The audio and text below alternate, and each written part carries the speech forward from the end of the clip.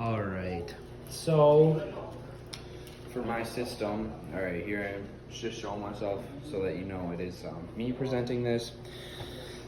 I'm doing a coffee pot, which is basically like a water heater for my mechanism, if you will, that I'm choosing to talk about. And so I have 5 concepts that we'll be discussing. And the first one is the concept that this is an open system, because I don't know if you can see, I'll pick you up and bring you over here. This pot's getting kind of steamy right now, and basically, yeah, this steam, you can see some's in the pot, but some will escape through these gaps up here, and heat will also transfer through this pot because it's not really all that greatly insulated. And second system that I have to share with you today is that this system is obviously a heat pump. Heat pumps, by definition, are systems that transfer cold to hot. And in this case, it is transferring cold water. Sorry, I'm just putting it back up. Cold water into hot water.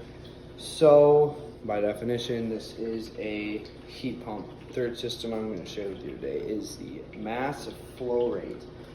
And the point that I'm bringing with this one is that, here, let's try and look in here. So the water comes out here and in through the bottom there, right?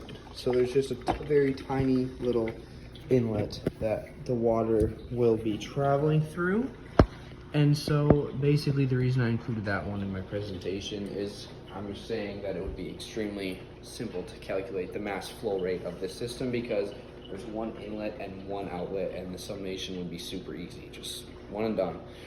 Fourth one is phase change. As you saw, I'll bring you over here again though.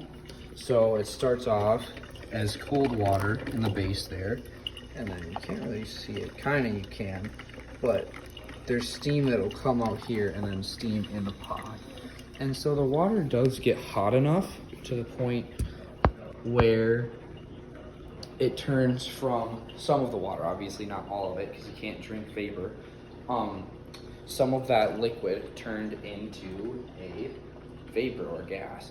And so by definition, some of this has changed from a liquid state to a vapor state, therefore it has undergone some sort of phase change.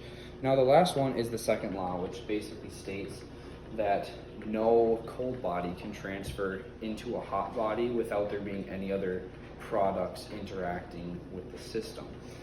And this system here, the coffee pot, does agree with that statement, because obviously cold water in the back here and hot coffee at the bottom, there has to be something else here, and there is.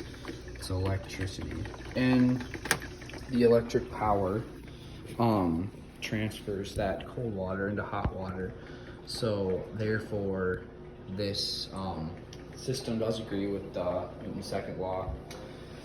And that concludes my presentation, and now I'm going to use this beautiful invention and all these different concepts of thermodynamics to enjoy myself a nice cup of coffee, and thank you for listening.